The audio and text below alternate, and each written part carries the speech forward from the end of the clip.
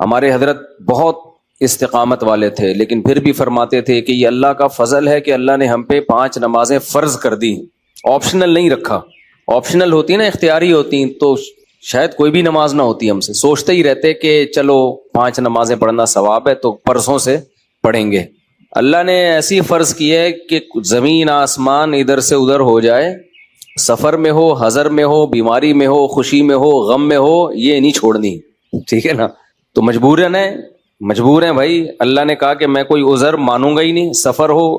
کچھ بھی ہو پڑھنی ہے۔ ہم پہ ڈال دی جاتی کہ ٹینشن میں ہو تو چھوڑ دو، خوشی میں ہو تو پڑھ لو، تو ہم تو یہی سوچتے رہتے ہیں بھائی ابھی تھکاوٹ ہے، آج رات دیر سے سویا ہوں تو فجر میں اٹھ گئے تو نیند پوری نہیں ہوگی، تو ایسا کریں گے 11 بجے پڑھ لیں گے، یہی سوچتے رہتے۔ اللہ میاں نے کہا کہ رات دیر سے سو، جلدی سو، یہ تمہاری ٹینشن نہیں ہے، یہ تمہاری ٹینشن ہے، یہ میرا مسئلہ نہیں ہے۔ میں نے کہہ دیا ہے فجر کا مطلب فجر ہے، ظہر کا مطلب ظہر ہے، عصر کا مطلب عصر ہے۔ ابھی ہم امریکہ گئے نا تو جہاز جاتے ہوئے سورج کی سمت میں جا رہا ہوتا ہے، تو ایک نماز بھی نہیں آئی راستے میں۔ ہم نے ظہر پڑھ تو لی، لیکن نہیں بھی پڑھتے تو امریکہ پہنچ کے بھی مل جاتی، کیونکہ سورج کے ساتھ ساتھ چل رہے ہیں۔ واپسی پہ مخالف آ رہے ہیں تو ٹھکا ٹھک نمازیں آ رہی ہیں۔ اب جب ٹھکا ٹھک نماز آ رہی ہے، ایک نماز کا ٹائم، فوراً دوسری نماز، فوراً تیسری نماز، فوراً چوتھی نماز، فوراً 5ویں نماز، اور اللہ نے فرض نماز میں کہا ہے کہ کھڑے ہو کے پڑھو، قبلے کی طرف پڑھو۔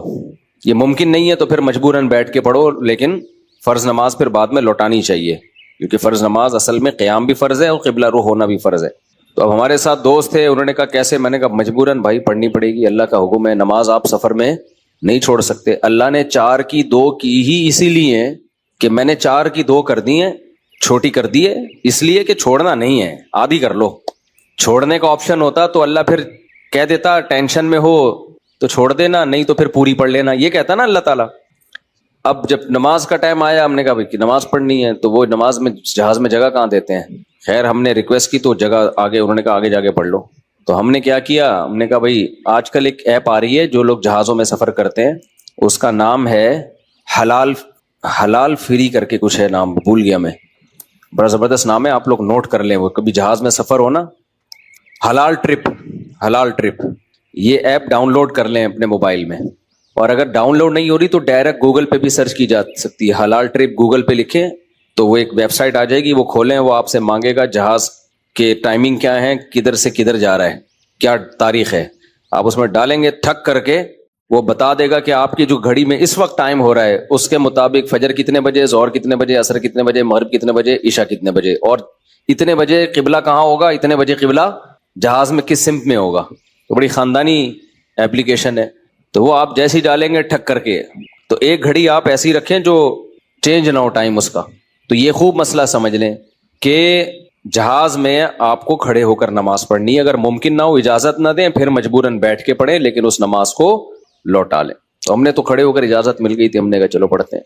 اس میں یہ آسانی ہے کہ ظہر اور عصر اکٹھی، لیکن کیسے اکٹھی؟ اس طرح سے اکٹھی کہ ہم نے دیکھا کہ ظہر کا ٹائم ختم ہو رہا ہے، فرض کریں 5 بجے ختم ہو رہا ہے، اور عصر کا ٹائم 5 بجے شروع ہو رہا ہے، تو ہم نے کیا کیا، وضو کر لیا، کیونکہ جہاز کے واش روم میں وضو کرنا بھی آسان کام نہیں ہے، تمیز سے وضو کیا کرو، وہاں پہ ایسا کیچڑ نہ کر دو کہ وہ بولیں نمازیوں پہ پابندی لگا دیں، اس میں وضو تمیز سے، پانی نہ گرے۔ میں تو وضو کر کے ٹیشو سے سب نیچے صاف کرتا ہوں، تاکہ کوئی نیا بندہ جائے نا، وہ یہ نہ کہے یہ مولویوں کی وجہ سے دیکھو کیچڑ کتنا ہو گیا، برا امیج نہ جائے، تو صاف ستھرا کر کے بالکل اس کو،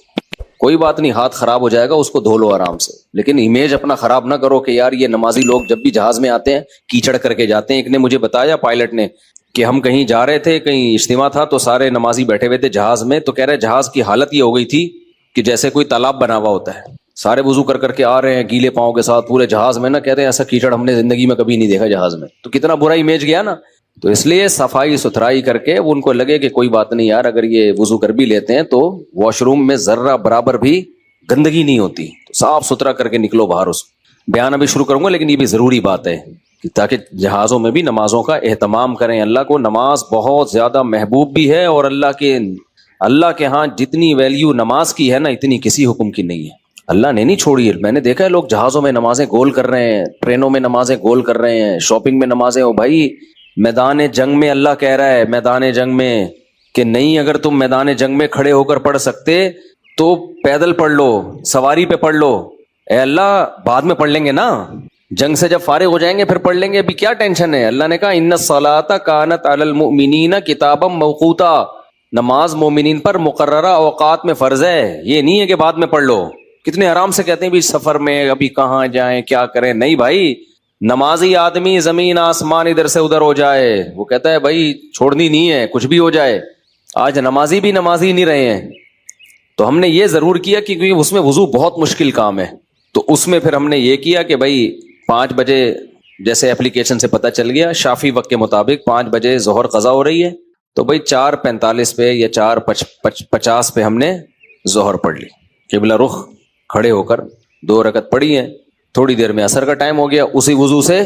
عصر نمٹا لی. سمجھتے ہو؟ تو یہ اس طرح سے نبی صلی اللہ علیہ وسلم نے نمازوں کو سفر میں جمع کیا ہے. اور یہ جو حدیث ہے نا جس میں آتا ہے نبی صلی اللہ علیہ وسلم نے بغیر کسی عذر کے سفر کے نمازیں اکٹھی پڑھی ہیں ظہر عصر کی, تو اس کا بھی یہی مطلب ہے. ایسے اکٹھی نہیں ہے کہ ظہر کو قضا کر دیا ہو یا عصر کو ظہر کے ٹائم پہ پڑھ لیا ہو, ورنہ پھر یہ جو آیت ہے حافظوا علی الصلوات والصلاۃ الوسطی, نمازوں کی حفاظت کرو خصوصاً عصر کی نماز کی, پھر اس کا مطلب کیا ہو گیا؟ اس کا تو پھر مطلب ہی نہیں بنتا کوئی. تو حدیث کی وہ تشریح کی جائے گی جو قرآن سے میچ کر رہی ہو. تو اس طرح سے پھر مغرب عشاء بھی ایسے پڑھ سکتے ہیں آپ. مغرب کو ڈیلے کر دیا, عام حالات میں یہ مناسب نہیں ہے, نبی صلی اللہ علیہ وسلم کا معمول نہیں تھا, لیکن کبھی کبھار کوئی عذر ہو تو اس طرح سے ڈیلے کیا جا سکتا ہے. تو مغرب کو تھوڑا ڈیلے کیا عشاء کے قریب. صحیح بخاری کی حدیث ہے, اس میں حضرت عبداللہ بن عمر نے اسی طرح جمع کیا ہے کہ مغرب پڑھی تلبث یسیرا, تھوڑی دیر ٹھہرے, پھر عشاء پڑھ لی. تو اس سے پتہ چلتا ہے کہ جن حدیثوں میں آتا ہے اکٹھی پڑھی ہیں تو ان کا یہ مطلب ہے جو بخاری میں بیان. خیر ابھی یہ ٹاپک نہیں ہے کیونکہ لوگ کہتے ہیں کہ یہ لوگ حدیثوں کو نہیں مانتے, حدیثوں میں تو 2 نمازیں اکٹھی پڑھنے کا ہے. ہم مانتے ہیں اکٹھی, لیکن اکٹھی کا مطلب کیا ہے؟ تو خلاصہ یہ کہ کسی قیمت پہ بھائی نماز قضا بولو مت کرو. دیکھو بار بار ایک بات بیان کرتا ہوں, اللہ کے حکم میں آسانی ہے, لچک نہیں ہے. کیونکہ دنیا میں کوئی بھی قانون ساز اپنے قانون کو ہلکا نہیں سمجھتا. دنیا میں جو بھی حکومت ہوتی ہے قانون بنائے اور یہ کہے کہ یہ لازم ہے, اس کے بعد پھر وہ لازم نہ کرے, اور تو اس کا مطلب خود اپنے قانون کی ویلیو کو وہ ڈی ویلیو کر رہی ہے نا. یہی مطلب ہو گیا نا. دنیا میں کوئی یہ نہیں کرتا, تو اللہ قانون بنائے اور کہے کہ یہ فرض ہے, سفر میں بھی فرض ہے, حضر میں بھی فرض ہے, پھر اللہ کہ چلو میں نے کہہ تو دیا باقی تمہاری مرضی. نا نا نا نا نا نا, صحیح ہے, اللہ نے کہہ دیا اب ہے تو ہے, اب آپشنل نہیں ہے. رمضان کے بار بار میں بتاتا ہوں نا, روزے میں مزدور کو بھی روزہ رکھنا پڑے گا, کتنی سخت گرمی ہو, کیونکہ اللہ نے قانون بنا دیا بھائی بیماری میں سفر میں چھوڑ سکتے ہو, اس کا مطلب تیسرا کوئی عذر نہیں ہے, رکھنا پڑے گا. تو اس لیے جو فرائض ہے نا, واجبات فرائض, اس میں اللہ کے قانون آسان ضرور ہے, لچکدار نہیں ہے. جب ہے تو ہے. اسی میں ایک اور مسئلہ آ گیا عدت کا. کسی عورت کے شوہر کا انتقال ہو جائے, اللہ نے قانون بنا دیا, آسان قانون بنایا. زمانہ جاہلیت میں بہت مشکل تھا. جب کسی عورت کے شوہر کا انتقال ہوتا تھا تو زمانہ جاہلیت میں عورت 2 سال عدت گزارتی تھی. کتنی؟ 2 سال. اور اس 2 سال میں وہ میلی کچیلی رہتی تھی. یہاں تک بھی بعض روایات میں آتا ہے اس کی جگہ کو گندا رکھا جاتا تھا, مینگنیاں لا کے ڈال دی جاتی تھی, گند میں رہے. اسلام نے اس حکم کو ختم کیا. یہ ظلم ہے عورت کے اوپر. اللہ نے حکم دیا 4 مہینے 10 دن بس, اور اس میں میلی کچیلی نہیں رہے گی, نہائے دھوئے, بس زینت اختیار نہیں کرے گی, زیور نہ پہنے, خوشبو کا استعمال نہ کرے, زینت اختیار نہ کرے, باقی نارمل رہے, گھر سے باہر نہ نکلے. وہ ایک صحابیہ نے نبی صلی اللہ علیہ وسلم سے اجازت چاہی کہ بھئی 4 مہینے 10 دن میں یوں کر لوں, میں فلانی جگہ چلے جاؤں. آپ نے فرمایا اللہ تعالیٰ نے تمہیں یہ آسانی دی ہے کہ وہ زمانہ جاہلیت کا حکم اللہ نے منسوخ کر دیا, اب اتنی آسانی دے دی, تو اب اس حکم کو فالو کرنا پڑے گا. اب آج کل خواتین کیا کرتی ہیں, شوہر کی ڈیتھ ہوئی, جو دیندار نہیں ہے ان کی تو بات ہی نہیں کر رہا نا, ان کی نظر میں تو عدت ودت کی کوئی 2 ٹکے کی حیثیت ہی نہیں ہے, وہ تو اس کو دقیانوسی حکام سمجھتی ہیں. لیکن جو دیندار ہیں وہ بھی بھائی, وہ ڈیتھ ہوئی, شوہر کا چہرہ دیکھنے کے لیے جا رہی ہیں ہسپتال, پھر وہ فلانے کے کام سے جانا ہے تو آج فلانے کے کام سے جانا ہے, تو آج یوں کرنا ہے, آج یہ کرنا ہے, یہ فلانے پورشن میں چلی جاتی ہوں, ماموں کے گھر جا کے عدت گزار لیتی ہوں. بھائی اللہ تعالیٰ نے جو عدت کے حکام دیے ہیں, شوہر کی ڈیتھ ہوتے ہی عورت کی عدت بولو شروع. اور عدت میں 2 کام لازمی ہیں, گھر سے نہیں نکلنا ہے, زینت اختیار نہیں کرنی. اب اس میں لوگ ہمیں تنگ کرتے ہیں، یار وہ چہرہ دیکھنے جانا چاہتی ہے ہاسپٹل میں، بھائی شوہر کو گھر لے آؤ، اگر بیوی نے اپنے شوہر کو دیکھنا ہے میت کو گھر لے آؤ، عورت نہیں روڈ پہ آ سکتی، جنازے کی چارپائی کے پیچھے پیچھے جا رہی ہوتی ہے گھر سے باہر نکل کے، پھر اللہ کو غضب آئے گا، جب میں نے ایک آرڈر دے دیا ہے اس کو ہلکا کیوں لے رہے ہو؟ عیادت کے لیے نہیں جا سکتی وہ، سمجھ رہے کہ بھئی فلاں بیمار ہے تو چلو میں عیادت کے لیے چلی جاؤں، فلاں کی ڈیتھ ہو گئی چلو میں تعزیت کے لیے، حج ختم ہو جاتا ہے اس سے، حج کی کتنے مسئلے آتے ہیں، عورت نے حج کی درخواست دی ہوئی ہے، نام آ گیا، حج پہ جانے کی تیاری ہو گئی، شوہر کا انتقال ہو گیا، اب جس دن جانا ہے 4 مہینے تو ہو جائیں گے، 10 دن رہ جائیں گے، تو ہم کہتے ہیں بھائی 10 دن کیا 1 گھنٹہ بھی رہ گیا ہونا 4 مہینے 10 دن ہونے میں، آپ کو 1 گھنٹہ پہلے بھی نکلنے کی اجازت نہیں، بے شک حج ضائع ہو جائے کوئی بات نہیں، حج کینسل ہو جائے، کیونکہ حج کی فرضیت پہ عدت مقدم ہے، حج اگلے سال بھی ہو سکتا ہے، عدت تھوڑی ہو سکتی ہے، تو ہاں یہ اللہ نے آسانی رکھ دی ہے کہ جس عورت کا کوئی کمانے والا نہ ہو، اللہ نے لچک، جہاں شدید ضرورت تھی وہاں اللہ نے خود بخود لچک رکھ دی کہ بھوکے تو نہیں مر سکتے نا، کمانے والا کوئی نہیں ہے تو کمانے کے لیے جا سکتی ہے، مجبوری ہے بھائی کمانا، اس میں فقہاء نے بیان کیا دن میں جائے بغیر زینت اختیار کیے، اور دن میں واپس آ جائے، اور صرف کمانے کی حد تک باہر نکلے، ادھر ادھر نہ جائے۔ اب اس میں خواتین یہ کیوں ایسے کیا، بھائی اللہ کا حکم ہے، اب اس میں آپ کو چونو چرا کی اجازت بولو نہیں ہے، بس آرڈر دے دیا۔ پھر اللہ نے یہ بھی حکم نازل کر دیا کہ اگر عورت پریگنینسی میں ہے تو بچہ ہوتے ہی اس کی عدت ختم ہو جائے گی۔ دیکھو ہمارے نبی صلی اللہ علیہ وسلم بھی اللہ کے آرڈر کے سامنے کیسے اپنی عقل نہیں استعمال کرتے تھے۔ ایک صحابیہ کو حمل تھا، ان کے شوہر کی ڈیتھ ہوئی ہے اور ادھر بچہ پیدا ہو گیا، ادھر ڈیتھ ہوئی اور ادھر فوراً ہی، اب ان کو خیال ہوا بھائی اتنی جلدی تو عدت پوری نہیں ہوتی، تو کیا کرنا ہے، نبی نے سے مسئلہ پوچھا گیا، آپ نے فرمایا ختم۔ جب اللہ نے کہہ دیا وَأُولَاتُ الْأَحْمَالِ أَجَلُهُنَّ أَن يَضَعْنَ حَمْلَهُنَّ، کہ حمل والی عورت کی عدت یہ ہے کہ بچہ جن لے، تو بچہ جن دیا تو اللہ نے تو نہیں کہا کہ 1 سیکنڈ بعد جنے یا 1 سال کے بعد جنے، اللہ نے یہ کہا ہے اللہ نے قرآن میں، تو ہمارے نبی بھی اللہ کے حکم کو کیسے فالو کرتے تھے نا۔ اگر یہی بچہ پہلے پیدا ہو جاتا، پیدا ہوتے ہی شوہر کی موت ہو جاتی، فقہا بہت باریک مسائل بیان کرتے ہیں، اور آج کل کے اسکالر نا ان کا مذاق اڑاتے ہیں کہ دیکھو یہ اتنی باتوں میں لوگوں کو الجھایا ہوا ہے۔ فقہا نے بیان کیا ہے کہ ادھر بچہ پیدا ہوا، کیونکہ ایسا ممکن ہے، قانون جب لکھا جاتا ہے تو امکان کو بھی لکھا جاتا ہے کہ ابھی آدھا بچہ پیدا ہوا ہے اور شوہر کی ڈیتھ ہو گئی تو کیا ہوگا۔ ایک ہے بچہ پیدا ہوتے ہی شوہر کی ڈیتھ ہو جائے، تو بچہ چونکہ پہلے پیدا ہوا ہے، شوہر کی ڈیتھ بعد میں ہوئی ہے، تو اب عدت کیا ہوگی، اب 4 مہینے 10 دن چلے گی۔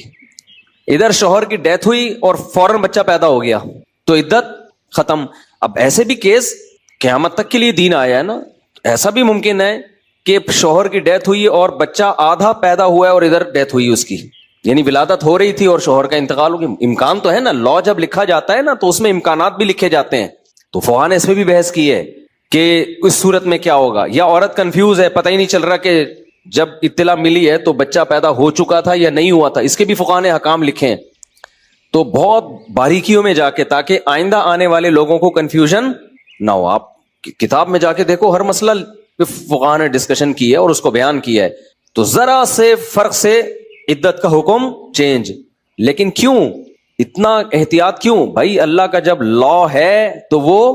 2 اور 2 4 کی طرح ہے، سمجھتے ہو گے نہیں سمجھتے ہو؟ جب اللہ نے کہہ دیا کہ بھائی جو حمل والی عورت ہے اس کا بچہ پیدا ہوتے عدت ختم، اگلے سیکنڈ میں بچہ پیدا ہوا عدت ختم۔ حضرت عائشہ کا قول ہے یا کسی صحابی کا کہ شوہر کو ابھی غسل بھی دیا جا رہا ہو نا، ابھی دفنایا بھی نہیں جا رہا ہے اور بچہ پیدا ہو جائے تو بس ختم عدت، چاہے دفنایا بھی نہ ہو، فوراً نکاح کر سکتی ہے وہ، ٹھیک ہے نا، فوراً نکاح کر سکتی ہے، تو اللہ نے اجازت دے دی اس کو۔ اب اس میں حکمت کیا ہے ہمیں نہیں پتا بھائی، اللہ کا حکم ہے، نص وارد ہو گئی تو نبی نے بھی اس پر عمل کیا، صحابہ نے بھی، ائمہ مجتہدین نے بھی، لیکن یہ نہیں ہے کہ جی 40 دن کی عدت، بعض 40 دن کی عدت منا رہی ہیں، بعض جو ہے وہ سفر کر رہی ہیں عدت کے دوران، تو ہاں گھر اکیلا ہے، وحشت ہے اس میں، بہت زیادہ خوف ہے، کوئی خطرہ ہے چوری چکاری کا، تو مجبوری میں